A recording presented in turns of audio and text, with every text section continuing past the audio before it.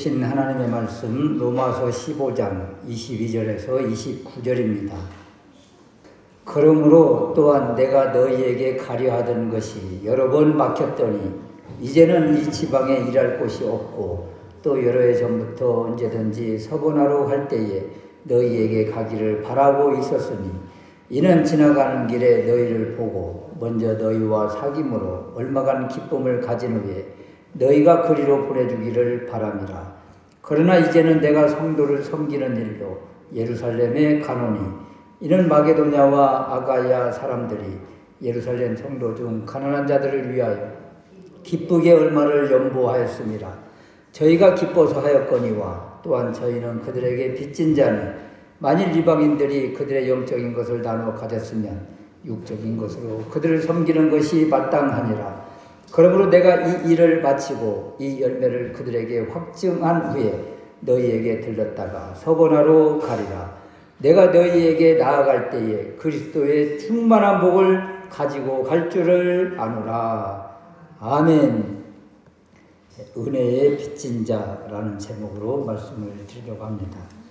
우리가 살면서 빚이라는 말을 들으면 참 답답하고 무거운 것이 사실이지 않습니까? 그래서 빚을 진 사람은 발을 쭉 뻗고 자지 못한다. 빚쟁이가 눈앞에 어른거리고 또 갚아야 될 날짜가 다가오고 마음은 조여오고 기쁨이 없지요. 그런데 은혜의 빚진 자는 그렇지 않다는 것을 이제 우리에게 보여줘요. 우리가 어떤 빚을 지고 있는가? 은혜의 빚을 지고 있다. 그래서 은혜의 빚진 사람은 이제 그 빚을 어떻게 갚아야 되겠는가, 무엇으로 갚아야 되겠는가, 이런 것이지요. 그래서 첫 번째 우리가 살펴볼 말씀은 복음은 우리를 빚진 자 되게 한다. 복음은 기쁜 소식이라고 그랬잖아요. 우리에게 기쁨을 주는 그 놀라운 이 은혜가 어떻게 오게 되었는가. 그래서 이 빚을 이제 어떻게 갚아야 되는가, 또 어떤 빚을 지고 있는가, 이런 것이지요. 27절 말씀에 보면 저희가 기뻐서 하였거니와 또한 저희는 그들에게 빚진 자니 만일 이방인들이 그들의 영적인 것을 나누어 가졌으면 육적인 것으로 그들을 섬기는 것이 마땅하니라. 지금 사도 바울은 빚진 자니 이 빚을 끄집어내고 있습니다. 이 빚진 것, 빚, 이것은 그 법정에서 쓰는 그 용어로 갚지 않으면 안 되는 채무, 반드시 청산해야 될 부채라는 거예요. 그런데 이 빚이 바로 이방인 성도들이 빚을 진 것인데, 이방인 성도들이 누구에게 그러면 빚을 졌는가? 유대인 성도들에게 빚을 졌다. 이방인들이 유대인들에게서 무엇을 받았을까요? 영적인 것을 받았지요. 복음을 받았죠. 언약 그리스도를 받았죠. 유대인들부터 먼저 시작된 거잖아요. 유대 이스라엘에서 먼저 시작된 이 복음이 이제 사방 각처로 퍼져서 이방인들에게 주어졌는데, 이방인들은 그래서 유대인들로부터 이 빚을 졌다. 그래서 이 빚을 졌으니 이제 무엇으로 갚는 것이 마땅한가? 육적인 것, 곧 물질로 그들을 섬기는 것이 마땅하다. 이것이 바로 복음의 논리라는 거예요. 이 복음의 빚은 다른 것이 아니에요. 우리가 값없이 은혜를 받았기 때문에 생기는 빚이지요.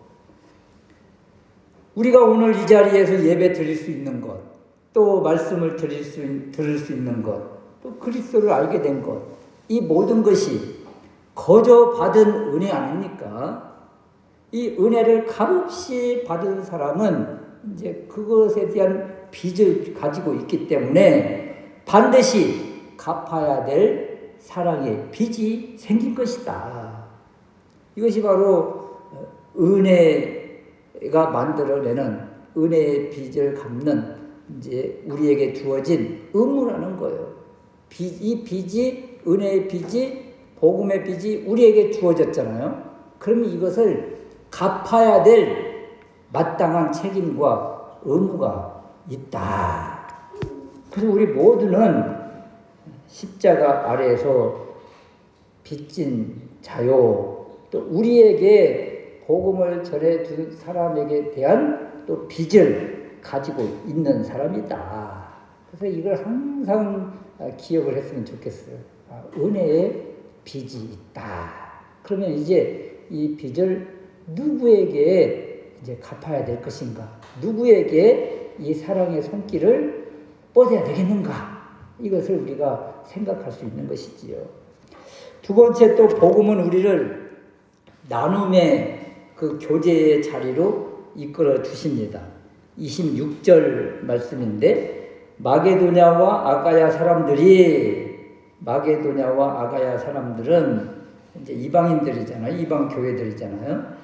예루살렘 성도 중 가난한 자들을 위하여 기쁘게 얼마를 연보하였다. 여기 연보하였다. 이 말은 이 코에노니아라는 단어를 쓰고 있는데 교제라는 말이에요. 교제. 함께, 교제, 나눔, 동참, 이런 의미를 가지고 있는 것이죠. 그러니까 빚을 진 이방인들이 유대인, 특별히 예루살렘 교회에 이 은혜의 빚을 갚는데 무엇으로 지금 갚아요? 연보로 지금 해서 물질을 모아서 헌금을 가지고, 구제헌금을 가지고 이제 예루살렘으로 갖다 주는데, 이 일을 이방인들이 모으는 것 아닙니까? 이 연보를. 그래서 이 연보는 굳이 꼭 물질뿐만이 아니라 나눔, 교제, 이런 것들을 다 가지고 있는 것이다. 그래서 이방인 교회들이 모교회 같은 예루살렘 교회, 예루살렘 성도, 가난하고 지금 힘들고 어려운 가운데 있는 그 예루살렘 교회에 이 물질을 연보해서 보내게 되더라. 이것이 바로 복음은 이렇게 힘없고 약한 사람을 돕는 손길이 되게 한다. 그래서 우리가 은혜의 빚을 졌잖아요. 그럼 이 은혜의 빚을 어디로 흘러가게 하는가? 약한 자들에게 흘려보내주면서 그들에게 물질만 주고 끝나는 것이 아니라, 물질의 이 연보에는 나눔과 교제라는 이 단어가 함께 의미가 있기 때문에 사랑의 나눔, 사랑의 교제, 이런 것까지 다 포함되어 있는 것이구나. 그래서 이 복음은 유대인과 이방인 사이에 오랫동안 가로막혀 있던 장벽이 있었는데, 이런 것들이 이렇게 허물어지는 거예요.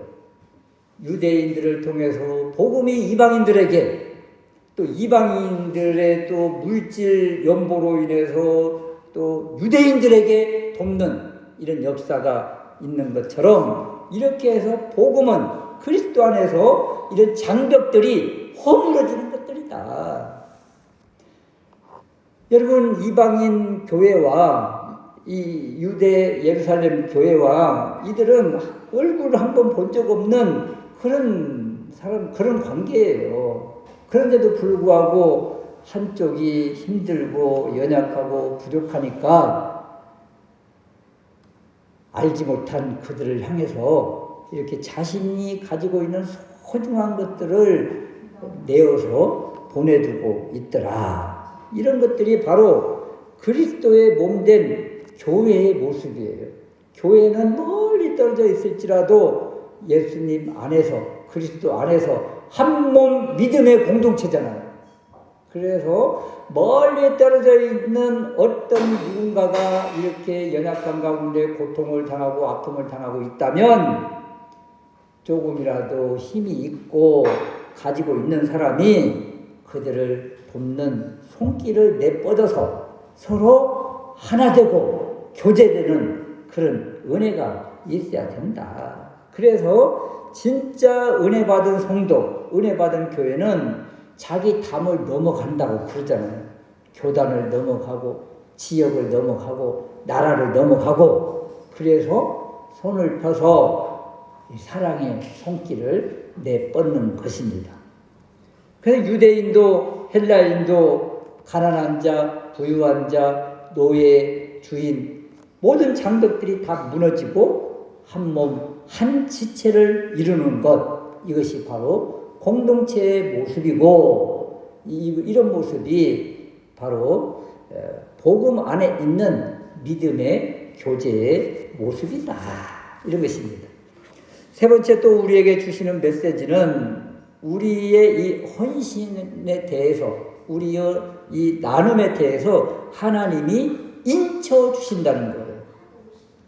28절, 29절 말씀인데, 그러므로 내가 이 일을 마치고 이 열매를 그들에게 확증한 후에 너희에게 들렀다가 스페인으로 가리라, 서보나로 가리라. 내가 너희에게 나아갈 때에 그리스도의 충만한 복을 가지고 갈 줄을 아노라. 여기 확증한다는 이 단어, 확증한다, 임봉한다, 도장을 찍는다, 이런 거예요. 계약서에 도장을 꾹 찍어서 확증하는 것처럼 이렇게 우리의 나눔과 교제를 하나님이 기뻐 받아주시고 도장으로 인쳐주신다.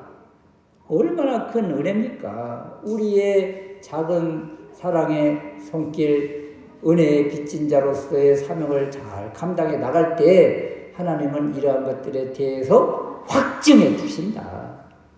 우리가 드리는, 이런 하나님께 드리는 이 모든 것들에 대해서 물질이 되었던, 연보가 되었던, 사랑의 교제가 되었던, 나눔이 되었던 이러한 것들에 대해서 하나님께서 기억하시고 이렇게 확증시켜 주신다.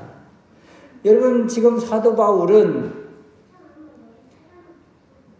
마게도냐 교인들이 힘들고 어려운 가운데서 이 모금해 놓은 이 연보를 가지고 예루살렘으로 가는데, 예루살렘 교회가 힘들고 고통 가운데 있을 때 이 연보를 가지고 가요. 그런데 예루살렘에 가면 어떤 일이 있어야 될 것을 사도 바울은 알아요. 지금 사도 바울은 현재 그렇게 가고 싶은 곳이 있었어요. 22절 말씀에 보면 여러 번 막혔더니, 또 23절에도 너희에게 가기를 바라고 있었으니, 지금 로마 교회를 그렇게 가고 싶은데 지금 예루살렘 교회가 너무도 힘들고 어려워서 그곳으로 지금 가고 있는 거예요. 가려고 하는 거예요. 그런데 가고 싶은 곳은 가지 못하고 지금 예루살렘으로 가는 이 길이 험난한 것을 알아요. 예루살렘에 가면 결박과 환난이 자기를 기다리고 있다는 것을 성령님을 통해서 또 주변의 예언자들을 통해서 다 받았어요. 그런데도 불구하고 예루살렘으로 그 사지를 향해서 내려가는 사도 바울의 이 모습. 그래서 바울의 이 모습은 십자가를 지고 가는 예수님의 모습과 너무나 비슷한 모습이더라. 그런데 여러분, 사도 바울의 일대기를 알잖아요. 사도행전을 통해서 사도 바울이 예루살렘에 가서 어떤 일을 당했는지를 알잖아요. 예루살렘에 가서 결박과 환난이 기다리고, 거기서 죽음 고비를 넘기고, 결국은 로마 군대의 호송으로 인해서 죄수의 신분이 되어 그렇게 가고 싶은 로마로 옮겨지게 돼요. 그래서 지금 사도 바울이 그렇게 가고 싶은 곳, 여러 번 막히고 가기를 바라고 소망했던 그 로마를 하나님은 이렇게 열어주시더라. 그래서 억지로 자기가 하고 싶은 것을 하지 않습니다. 자기의 열망, 기대, 소망, 가고 싶은 것, 하고 싶은 것, 그렇게 간절하지만 사도 바울은 그것을 다 내려놓고 순리적으로 성령님이 이끄시는 대로 이렇게 감당을 했더니 결국 하나님께서 사도 바울의 열망, 소망을 이런 방법으로 이루어 주시더라. 여러분, 하나님께 우리가 이렇게 헌신하고 열심을 다하고 성령님의 이끌림에 순복하면 하나님께서 우리를 이렇게 이끌어 주십니다. 그래서 우리의 소망, 우리의 기대, 우리의 할 일 이것에 몸부림치지 말고 하나님의 일에 주님의 이끄심에 순복할 때 하나님은 우리의 이 열심과 헌신을 인쳐주시고 그리고 우리의 소망을 하나님의 방법으로 이끌어 주신다. 그래서 하나님의 이끄심에 순복함으로 하나님이 열어주시는 열린 문에 우리가 감당해 나가는 우리가 될 수 있으시기를 주님의 이름으로 축원합니다. 아멘.